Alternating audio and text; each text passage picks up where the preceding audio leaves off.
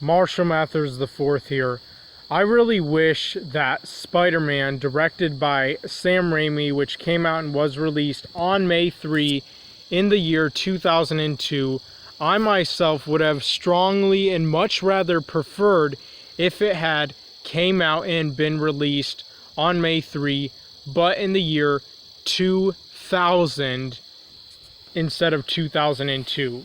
So being entirely 2 years before it actually was released and did in fact come out. And one of the main reasons for me wishing this is, of course, because I wish that obviously Tobey Maguire, Kirsten Dunst, James Franco, and any of the other cast would have been younger, whether that be by just a year, 2 years, or whatever. And a lot of you may say or think to yourselves that it doesn't make that much of a difference. Well, I think it does. And that's my personal opinion. I think it does. Whether that be a year younger, 2 years younger, 3 years younger, 4, 5, or more. I think it makes a huge difference when an actor or an actress in a movie is younger, even just simply by 1 year, when the movie actually was released. If, say, there's a movie that I wish would have been released simply a year before it actually was, or 2 years, or 3 years, or 4 or 5 or more. And the reason why I also think that it makes a huge difference is because obviously the younger an actor or actress looks, you can tell compared to what they look like either as an old person or whatever. And honestly, I mean, think about it. Tobey Maguire himself was 27 years old in the first Spider-Man movie in the Sam Raimi Spider-Man trilogy, which is by far the hands down best Spider-Man trilogy ever, and I don't care what anyone says. And also, Tobey Maguire was and will always be the very best and most perfect actor and choice to ever play and portray that character. I think Andrew Garfield himself did an okay job at best, but I fucking hate Tom Holland as Spider-Man. But anyway, what I was saying, Tobey Maguire was 27, which is only 3 years away from being 30 years old. And it's kind of funny when thinking that in the first Spider-Man, being his origin story movie, of course, that he is obviously playing a high school student, if anything. But yet he was 3 years younger from being 30 years old. But one thing, well, actually a couple things that actually helped with that is not only does Tobey Maguire have a baby face, but also his voice in general sounds much younger than it actually is. I mean, even as an adult, his voice just sounds like a much, much younger person than what age he is actually at. Which I think is cool because that can come with benefits. He can play characters way younger than his actual age, not only because of his looks, but because of his voice, which I think is awesome. And I myself really do think it would have been so much better and greater if the first Spider-Man movie had been released and came out on May 3 in the year 2000. Not only would it have been older by 2 years, but Tobey Maguire would have only been 25 instead of 27. Kirsten Dunst would have only been 18 in the year 2000, and James Franco himself would have probably, if anything, also been a teenager. And, you know, obviously James Franco and Kirsten Dunst both were way younger than Tobey Maguire in the Spider-Man movie, or any of the Spider-Man movies in the Sam Raimi Spider-Man trilogy for that matter. And, you know, also back to what I was saying earlier about how I hate Tom Holland. The reason I hate him is because his Spider-Man is obviously for little kids and for a childlike audience. Tobey Maguire is the fucking OG. He is the classic Spider-Man. He's the Spider-Man that a lot of people grew up on and remember and hold dear to their hearts. And he just was the most perfect and best actor and person to ever play and portray Peter Parker in Spider-Man. And not to mention that the Sam Raimi Spider-Man suit is obviously, without a doubt, the very best fucking Spider-Man suit in design ever. Andrew Garfield's Spider-Man suit is okay. Like in the first Amazing Spider-Man, that is, I actually really liked his suit. But then in the sequel, they had to fucking change it and ruin it.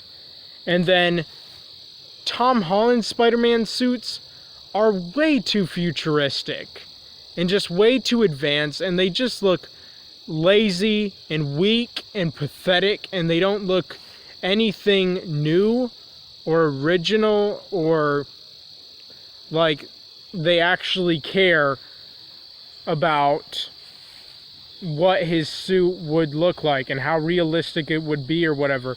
It looks fucking fake. It looks just so robotic. It just looks so dumb. And Sam Raimi's Spider-Man suit that he designed and made actually looks realistic as fuck.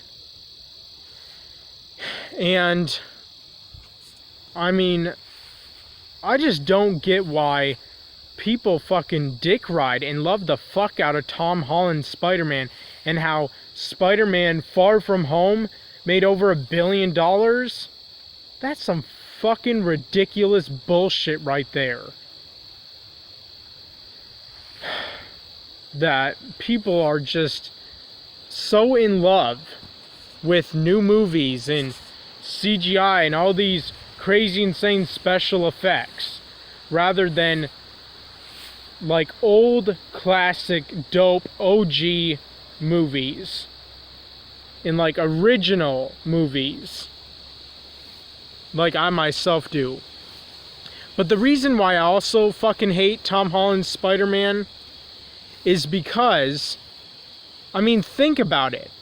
How many times has Spider-Man, and also Peter Parker, he's also known as we all know, as an audience, how many times has he been replaced since Tobey Maguire's portrayal of the character?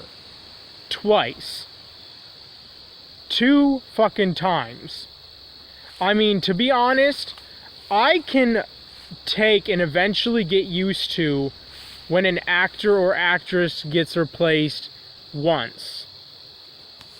But more than that, I lose my shit. And it pisses me the fuck off.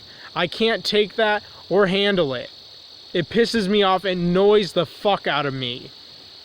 And the same thing that happened with the Hulk. You had Ang Lee's god-awful creation and obvious mistake of a Hulk movie made, which was called either Hulk or just The Hulk, with Eric Bana. And you know what, to be honest, I think Eric Bana is a great, dope-ass OG actor, and I think if he would have had a better script and definitely better CGI and a better roar, that he could have played a damn good or even great Hulk. But he didn't. And also probably more action, if anything. And not make that movie like a fucking comic book style. But then you had Edward Norton, who I personally think is way better than Eric Bana for portraying the character of Bruce Banner. And I strongly think and believe, without a doubt, that Edward Norton was and will always be the very best Bruce Banner and Hulk actor to play those roles of those two characters. And not to mention, he was the most comic book accurate to those characters, Bruce Banner and the Hulk.